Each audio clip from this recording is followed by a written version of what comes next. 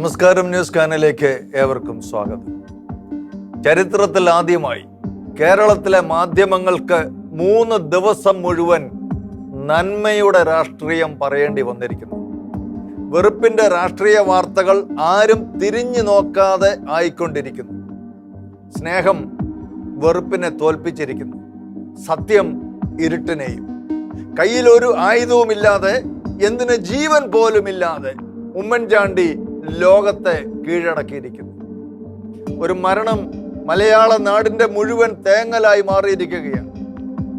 ആരായിരുന്നു ഉമ്മൻചാണ്ടി എന്ന് കേരളത്തിലെ ജനങ്ങൾ ഉമ്മൻചാണ്ടിക്ക് ആരായിരുന്നുവെന്നും ലോകം തിരിച്ചറിഞ്ഞിരിക്കുന്നു. കേരളത്തിന് നഷ്ടപ്പെട്ടത് കേവലം ഒരു രാഷ്ട്രീയ നേതാവിനെ ആയിരുന്നില്ല, പിന്നെയോ അതുല്യനായ ഒരു ഭരണാധികാരിയെ, ഒരു പിതാവിനെ, ഒരു സഹോദരനെ, മകനെ, മുത്തച്ഛനെ ഒക്കെയായിരുന്നു. അത്രയ്ക്ക് ജനങ്ങളിൽ ഇഴുകിച്ചേർന്നതായിരുന്നു ഉമ്മൻചാണ്ടിയുടെ ജീവിതം. ഏതു മനുഷ്യനും ഒരിക്കൽ മരിച്ചേ തീരും. എങ്കിലും ഈ ഭൂമിയിലെ ഏറ്റവും വലിയ നഷ്ടങ്ങളിൽ ഒന്നാണ് പ്രിയപ്പെട്ട ഉമ്മൻചാണ്ടി സാറിന്റെ വിയോഗം.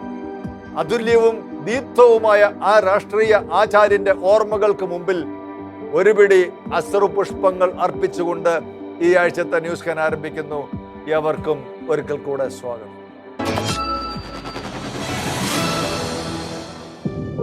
മണിപ്പൂരിൽ കലാപം 2 മാസം പിന്നിടുമ്പോൾ ലോകം കാണുന്നത് ലോക മനസാക്ഷിയെ തന്നെ ഞെട്ടിച്ച ക്രൈസ്തവ പീഡനമാണ്. കഴിഞ്ഞ മെയ് മാസം 4-ാം തീയതി വൈകിട്ട് അവിടെ നടന്നത് സമാനതകളില്ലാത്ത കൊടും ക്രൂരതയായിരുന്നു. ആ ക്രൂരത അവർ ആസൂത്രിതമായി മറച്ചു വെച്ചുവെങ്കിലും ആരോ പകർത്തിയ ആ വീഡിയോ സമൂഹ മാധ്യമങ്ങളിൽ നിറഞ്ഞതോടെ സുപ്രീം കോടതി ഈ കാര്യത്തിൽ സ്വമേധയാ കേസെടുക്കുകയും ഭരണകൂടത്തോട് അവശ്യ നടപടിയെടുക്കാൻ ആവശ്യപ്പെടുകയും ചെയ്തു. കനത്ത അപമാന ഭാരവും വേദനയും നിമിത്തം ലോകത്തിലെ പരശതം ജനങ്ങളും കണ്ടു കഴിഞ്ഞ ആ വീഡിയോ ഞങ്ങൾ ഇവിടെ കാണിക്കുവാൻ ആഗ്രഹിക്കുന്നില്ല. ക്രൈസ്തവ വിശ്വാസികളായ 2 കുക്കി സ്ത്രീകളെ ജനക്കൂട്ടം നഗ്നരാക്കി പരേഡ് നടത്തുകയും സ്വകാര്യ ഭാഗങ്ങളിൽ ക്രൂരമായി ആക്രമിക്കുകയും ചെയ്യുന്ന 26 സെക്കൻഡ് ദൈർഘ്യമുള്ള ആ വീഡിയോ ക്ലിപ്പ് രാജ്യത്തിന്റെ മനസാക്ഷിയെ ഞെട്ടിച്ചു കളഞ്ഞു. മണിപ്പൂരിലെ ഈ സംഭവത്തിൽ സ്വമേധയാ കേസെടുത്ത സുപ്രീം കോടതി കടുത്ത ഭരണഘടനാ ലംഘനമാണ് മണിപ്പൂരിൽ നടന്നത് എന്നും വീഡിയോ ഏറെ അസ്വസ്ഥതയുണ്ടാക്കുന്നതാണെന്നും പറഞ്ഞു വെച്ചു. ഭരണകൂടം അവശ്യ നടപടികൾ എടുത്തില്ലെങ്കിൽ കോടതി സ്വമേധയാ ഇടപെടുമെന്ന് വരെ ചീഫ് ജസ്റ്റിസ് DY ചന്ദ്രചൂഡ് പറഞ്ഞു. ഒരു പക്ഷെങ്കിൽ തേഞ്ഞു മാഞ്ഞു പോകുമായിരുന്ന രാജ്യത്തെ നടുക്കിയ കൊടും ക്രൂരത പുറത്തു വരികയും ഇന്ത്യയിലെ പരമോന്നത നീതിപീഠം ശക്തമായി അത് ഏറ്റെടുക്കുകയും ചെയ്ത സാഹചര്യത്തിൽ മൗനത്തിന്റെ വാൽമീകം പൊട്ടിച്ച് പുറത്തു വരികയല്ലാതെ മറ്റ് മാർഗങ്ങളൊന്നും പ്രധാനമന്ത്രിയുടെ മുമ്പിലില്ലായിരുന്നു. ഒടുവിൽ അദ്ദേഹം പ്രതികരിച്ചിരിക്കുകയാണ്. പാർലമെന്റിന്റെ മഴക്കാല സമ്മേളനത്തിന് മുന്നോടിയായിട്ടാണ് മോദി മണിപ്പൂർ വിഷയത്തിൽ ആദ്യമായി പ്രതികരിച്ചത്. मणिपुर की जो घटना सामने आई है, किसी भी सभ्य समाज के लिए ये शर्मसार करने वाली घटना है. पाप करने वाले, गुनाह करने वाले कितने हैं, कौन है, वो अपनी जगह पे है, लेकिन बेइज्जती पूरे देश की हो रही है. 140 करोड़ देशवासियों को शर्मसार होना पड़ रहा है. मैं सभी मुख्यमंत्रियों से आग्रह करता हूं कि वे अपने राज्य में कानून व्यवस्था को और मजबूत करें. സുപ്രീം കോടതിയുടെ ഇടപെടലായിരിക്കാം പ്രധാനമന്ത്രിയെ ഒരു പ്രതികരണത്തിന് പ്രേരിപ്പിച്ചത്. കാരണം ഇതുവരെയും മണിപ്പൂർ കലാപത്തെക്കുറിച്ച് പ്രധാനമന്ത്രി കടുത്ത മൗനത്തിലായിരുന്നു.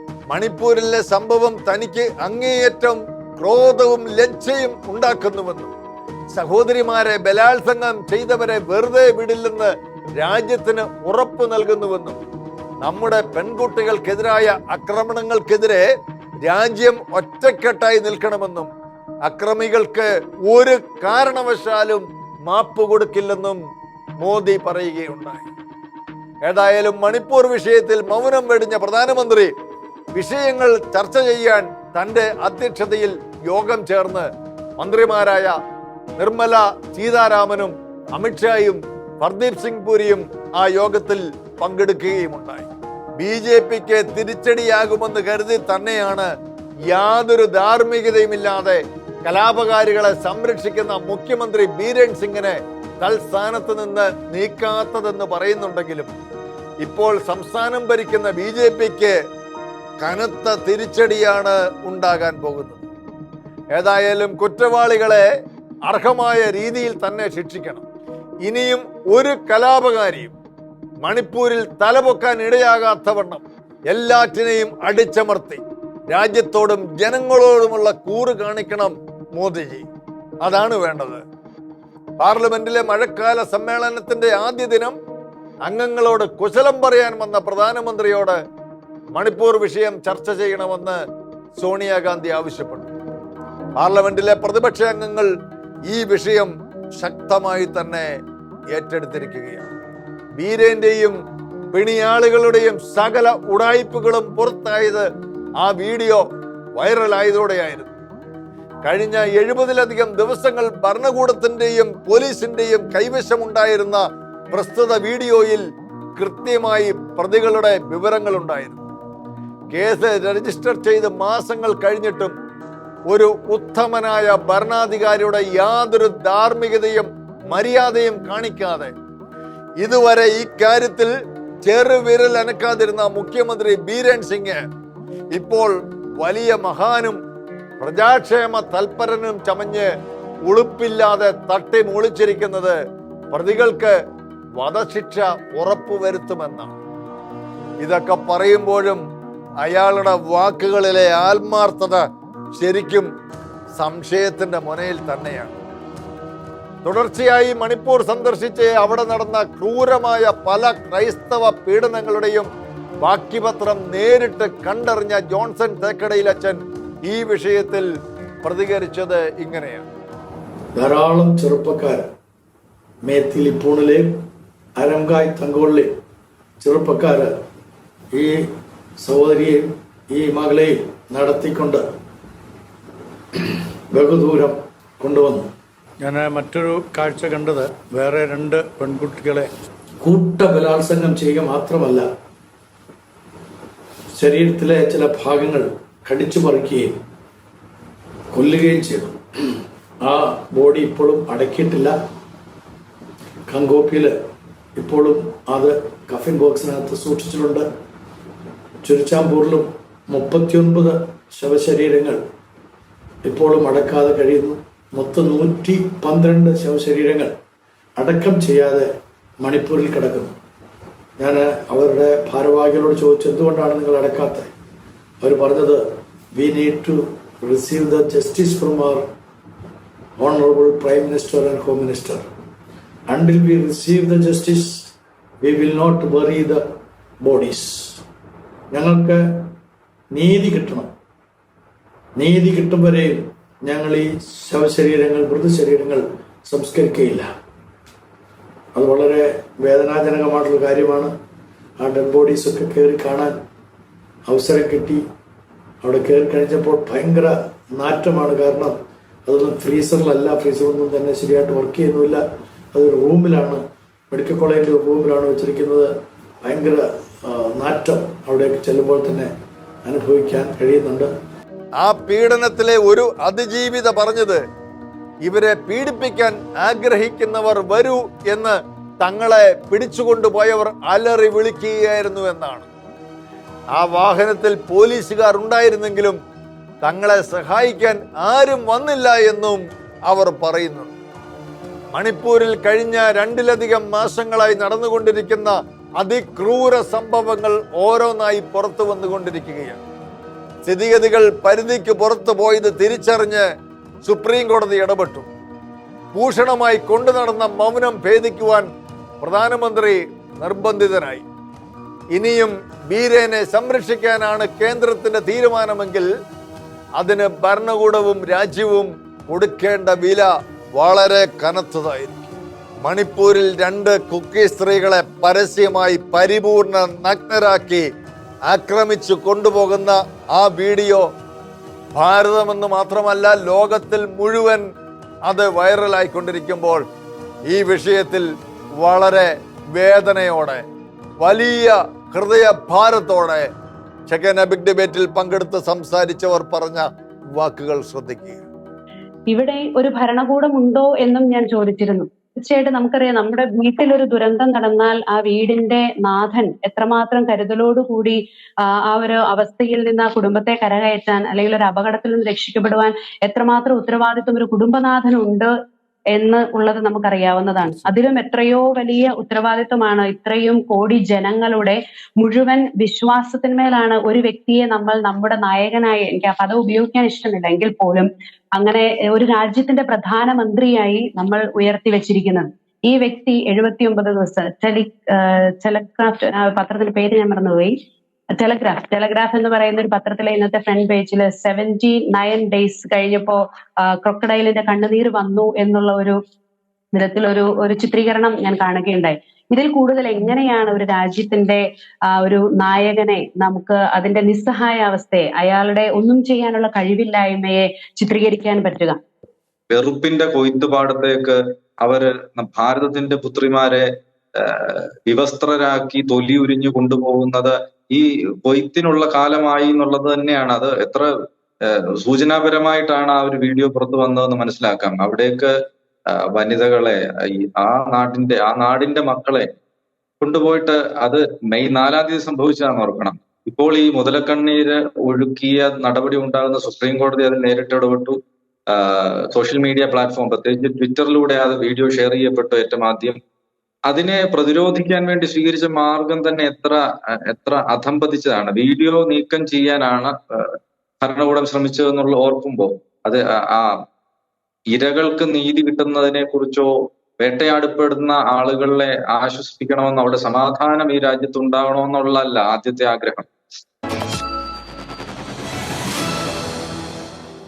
കേരളം മുഴുവൻ അക്ഷരാർത്ഥത്തിൽ നിലവിളിച്ച ദിനങ്ങളാണ് കടന്നുപോയത്. അത്രയ്ക്ക് പ്രിയപ്പെട്ട ഒരു നേതാവ് അല്ല, ഒരേ ഒരു നേതാവാണ് ജനങ്ങൾക്കിടയിൽ ഒഴുകി പ്രവർത്തിച്ച് അതിവേഗം ബഹുദൂരം താണ്ടി പൊതുപ്രവർത്തനത്തിന്റെ 50 വർഷങ്ങൾ പൂർത്തിയാക്കി നിത്യവിശ്രമത്തിനായി തൻ്റെ പ്രത്യാശയായ, താൻ പ്രിയം വെച്ച ദൈവത്തിന്റെ സന്നിധിയിലേക്ക് കടന്നുപോയത്.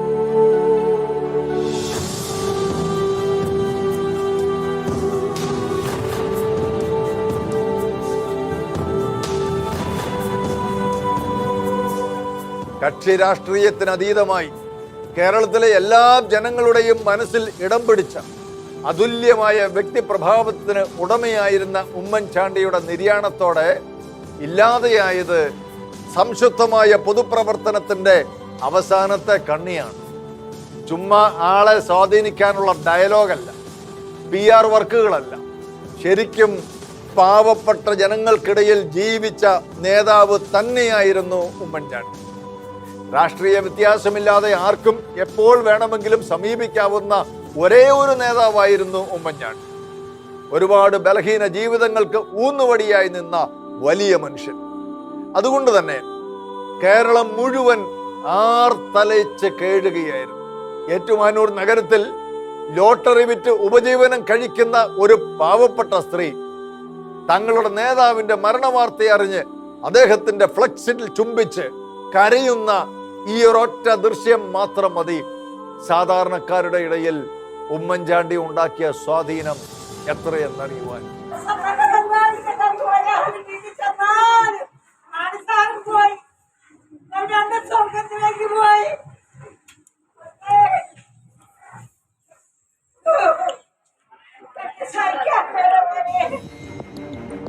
ഇങ്ങനെ എത്രയെത്ര ദൃശ്യങ്ങൾ, എത്ര തിരക്കുള്ള സ്ഥാനങ്ങൾ വഹിച്ചപ്പോഴും വാരാന്ത്യത്തിൽ ഉമ്മൻചാണ്ടി പുതുപ്പള്ളിയിലെത്തിയിരുന്നു. ആ ദിവസങ്ങളിൽ എത്ര രാത്രിയായാലും കരോട്ട് വള്ളക്കാലിൽ വീട്ടിൽ നിവേദനങ്ങളുമായി കാത്തു നിൽക്കുന്ന പാവങ്ങളുടെ തിരക്ക് ഒരിക്കലും ഒഴിഞ്ഞിരുന്നില്ല. തങ്ങളുടെ സങ്കടങ്ങൾക്ക് മറുകര കാട്ടിത്തരുവാൻ കഴിയുന്ന ഒരു സങ്കേതത്തിലാണ് തങ്ങൾ എത്തിയിരിക്കുന്നത് എന്ന വിശ്വാസം ആ വീടിന്റെ മുൻപിലെത്തുന്ന ഏവർക്കും ഉണ്ടായിരുന്നു.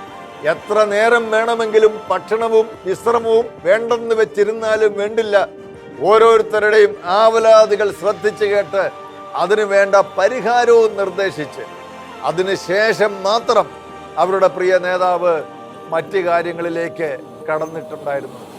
2013 ഐക്യരാഷ്ട്ര സംഘടന ആഗോളതലത്തിൽ പബ്ലിക് സർവീസിന് നൽകുന്ന പുരസ്കാരം തന്നെ തേടിയെത്താൻ ഇടയായ ജനസമ്പർക്ക പരിപാടിയുടെ തുടക്കവും ആ വീടിന്റെ മുറ്റത്ത് നിന്നായിരുന്നു.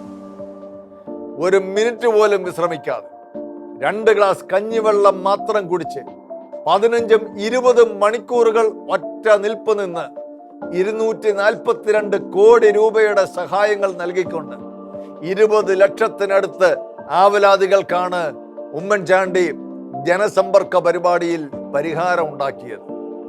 താൻ മുഖ്യമന്ത്രിയായിരുന്ന 2004, 2006, 2011 മുതൽ 16 വരെയുള്ള വർഷങ്ങളിൽ ജനസമ്പർക്ക പരിപാടി അദ്ദേഹം വിജയകരമായി നടപ്പിലാക്കി. അന്ന് ദോഷകൈതർക്കുകളായ പ്രതിപക്ഷം ഇതിനെ രൂക്ഷമായി എതിർത്തുവെങ്കിലും ജനസമ്പർക്ക പരിപാടിയിലൂടെ അദ്ദേഹം ജനകീയനായ മുഖ്യമന്ത്രിയായി സാധാരണക്കാരായ ജനങ്ങളുടെ മനസ്സിൽ ഇടം നേടുകയുണ്ടായി. ഒരു പകലും രാത്രിയും മുഴുവൻ ഉണ്ണാതെയും ഉറങ്ങാതെയും തിരുവനന്തപുരത്ത് നിന്ന് കോട്ടയം വരെയുള്ള വഴിയുടെ ഇരുവശത്തും കണ്ണിമ ചിമ്മാതെ അവർ തങ്ങളുടെ പ്രിയപ്പെട്ട നേതാവിന്റെ ചേതനയറ്റ ശരീരം ഒരു നോക്ക് കാണുവാൻ വഴിക്കണ്ണുമായി കാത്തുനിന്നു.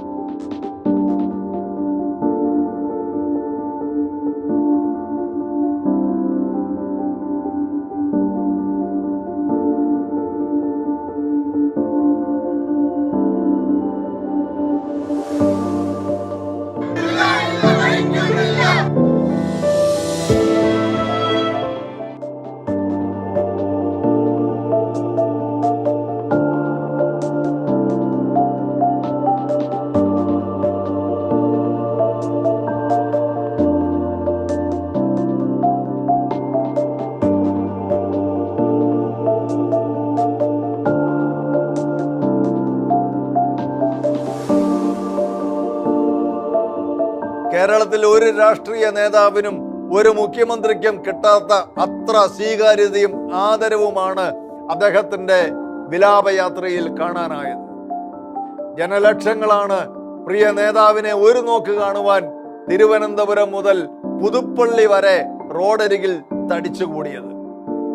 ഉമ്മൻചാണ്ടി എന്നാൽ ലോകത്തിന്റെ ഏത് കോണിലുമുള്ള മലയാളിക്ക് ആശ്വാസവും സാന്ത്വനവും പ്രതീക്ഷയുമായിരുന്നു.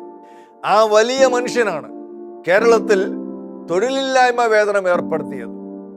സൗജന്യ കോക്ലിയർ ഇംപ്ലാന്റേഷൻ, ഹീമോഫീലിയ തുടങ്ങിയ രോഗങ്ങൾക്കുള്ള സൗജന്യ ചികിത്സയടക്കമുള്ള ആശ്വാസകരമായ പദ്ധതികൾ നടപ്പിലാക്കുവാൻ അങ്ങനെയുള്ള ഒരാൾക്ക് മാത്രമേ കഴിയത്തുള്ളൂ. ഇറാഖിൽ കുടുങ്ങിപ്പോയ നഴ്സുമാരെ നാട്ടിലെത്തിക്കുവാനും വിദേശ ജയിലുകളിൽ കഴിഞ്ഞ പല നിരപരാധികളെ മോചിപ്പിക്കുവാനും അദ്ദേഹം നടത്തിയ നീക്കങ്ങളും നന്ദിയോടെ മാത്രം ഓർക്കേണ്ടതാണ്. പ്രീ ഡിഗ്രി വിദ്യാഭ്യാസം സർക്കാർ ചെലവിലാക്കിയതും ചെലവ് കുറഞ്ഞ രാജ്യാന്തര വിമാന സർവീസ് കേരളത്തിലെ എല്ലാ വിമാനത്താവളങ്ങളിൽ നിന്നും ആരംഭിച്ചതും ഉമ്മൻചാണ്ടി തന്നെയായിരുന്നു. വള്ളാർപാടം കണ്ടെയ്നർ ടെർമിനലിന്റെ പണി തുടങ്ങിയതും വിഴിഞ്ഞം തുറമുഖം യാഥാർത്ഥ്യമാക്കിയതും കൊച്ചി മെട്രോ സർവീസ് ആരംഭിച്ചതും മറ്റാരുമല്ലായിരുന്നു. കർഷക തൊഴിലാളി പെൻഷൻ, തൊഴിലില്ലായ്മ വേതനം ഇതൊക്കെ മുടക്കം കൂടാതെ എല്ലാ മാസവും നൽകിയതും അദ്ദേഹം തന്നെയായിരുന്നു. 2006 ജനുവരിയിൽ സ്വിറ്റ്സർലൻഡിലെ ദാവോസിൽ നടന്ന 35ാമത് ലോക സാമ്പത്തിക ഫോറത്തിൽ പങ്കെടുത്ത് റെക്കോർഡിനും അദ്ദേഹം അർഹനായി. ചരിത്രത്തിൽ ആദ്യമായിട്ടാണ് കേരളത്തിൽ നിന്ന് ഒരു മുഖ്യമന്ത്രി ഇതുപോലെ ഒരു മീറ്റിംഗിൽ സംബന്ധിക്കുന്നത്. ആരെയും ദ്രോഹിക്കാത്ത, എതിരാളികളോട് പോലും തികഞ്ഞ സ്നേഹത്തോടെയും പ്രതിപക്ഷ ബഹുമാനത്തോടെയും പെരുമാറിയ ആ വലിയ മനുഷ്യനെ മനുഷ്യത്വം തൊട്ട് തീണ്ടിയിട്ടില്ലാത്ത തരത്തിൽ പ്രതികാര ബുദ്ധിയോടെ യാതൊരു വിശ്വാസ്യതയുമില്ലാത്ത ഒരു സ്ത്രീയെ മുൻനിർത്തി ഉപദ്രവിച്ചവരാണ് കേരളത്തിലെ LDF-കാർ. ആ പേരിൽ അധികാരം പറ്റിയവർ ഭരണത്തിന്റെ 2 ഘട്ടങ്ങൾ കഴിഞ്ഞിട്ടും ആ നീതിമാനായ മനുഷ്യനിൽ ഒരു കുറ്റവും കണ്ടെത്തിയതുമില്ല. ആ കേസ് അന്വേഷിച്ച CBI അന്വേഷണത്തിന്റെ ഒടുവിൽ ഉമ്മൻചാണ്ടിക്ക് ക്ലീൻ ചിറ്റ് നൽകിയപ്പോൾ ലോകം തിരിച്ചറിഞ്ഞു ഇടത് ചേരി കാട്ടിക്കൂട്ടിയത് ഇന്ത്യ കണ്ട ഏറ്റവും വലിയ ഗൂഢാലോചനയായിരുന്നുവെന്ന്. ആ കേസിൽ ഉമ്മൻചാണ്ടിക്ക് അതിൽ പങ്കുണ്ടായിരുന്നില്ലെന്ന് മാത്രമല്ല, സർക്കാരിന് 1 രൂപയുടെ പോലും നഷ്ടവും വന്നിരുന്നില്ല. എന്നാൽ ഉമ്മൻചാണ്ടി എന്ന നല്ല മനുഷ്യനെ ഇല്ലാതാക്കാൻ കിട്ടിയ അവസരമാണ് ഇതെന്ന് മനസ്സിലാക്കിയ പ്രതിയോഗികൾ തനിക്കെതിരെ വ്യാജമായ ദൃക്സാക്ഷികളെയും തെളിവുകളെയും ഒഴുക്കിക്കൊണ്ടുവന്നു.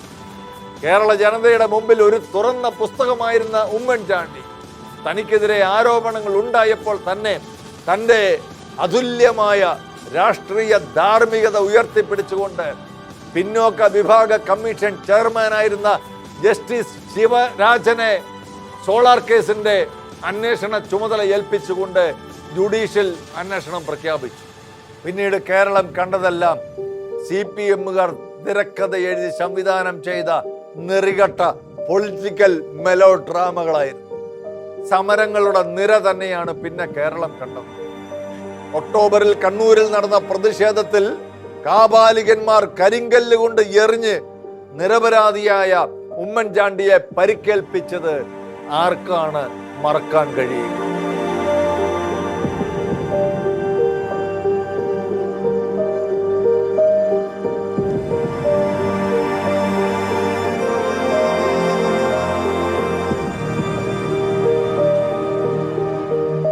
മുറിവേറ്റ മുഖവുമായി പോലീസ് അത്ലറ്റിക്സ് മീറ്റിലെ സമാപന ചടങ്ങിൽ ഉമ്മൻചാണ്ടി പങ്കെടുത്തു.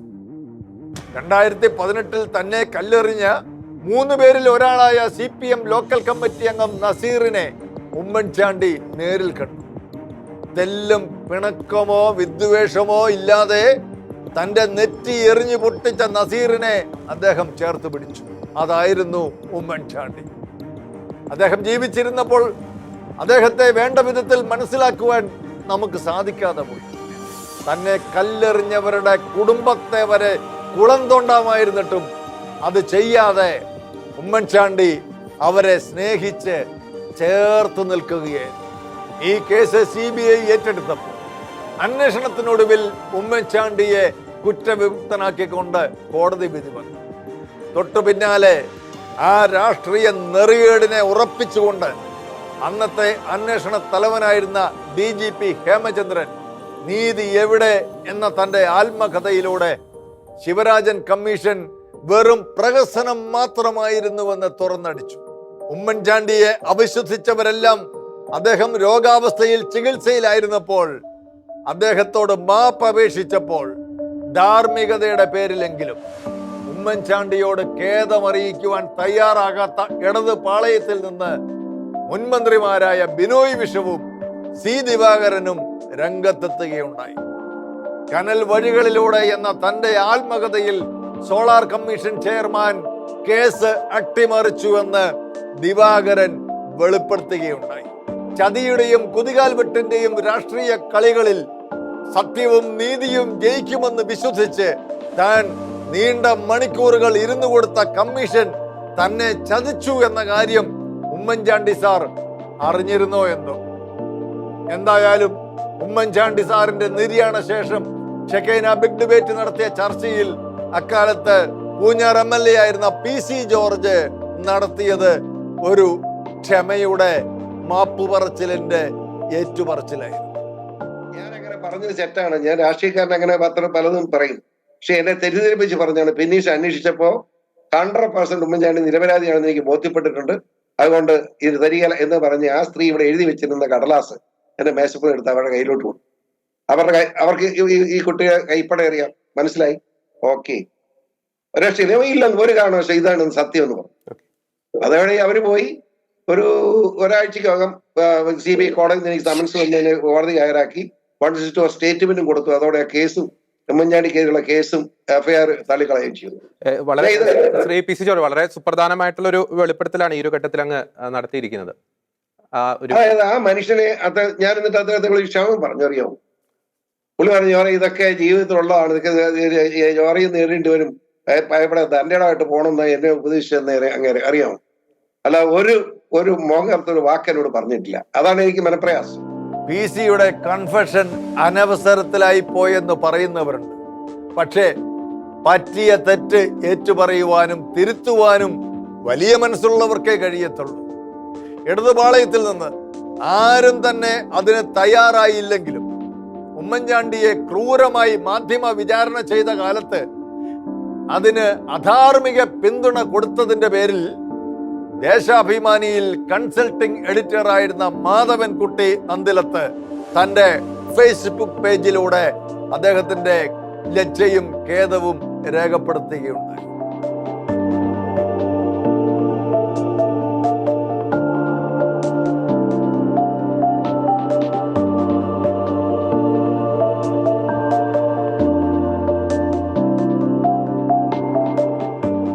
വളഞ്ഞ വഴിയിലൂടെ നേടിയെടുത്തതൊക്കെ ചോർന്നു പോകുമെന്നോർത്ത് മറ്റുള്ളവർ ഒരു കുറ്റസമ്മതത്തിന് പോലും തയ്യാറായില്ലെങ്കിലും ഉമ്മൻചാണ്ടി എന്ന ആ പരമസ്വാത്വികനായ മനുഷ്യന്റെ ഹൃദയം നൊന്ത നെടുവീർപ്പുകൾ ഈ കേരളത്തിന്റെ അന്തരീക്ഷത്തിൽ ഘനീഭവിച്ച് കിടപ്പുണ്ടെന്ന് അദ്ദേഹത്തെ വേട്ടയാടിയ എല്ലാവരും മനസ്സിലാക്കി.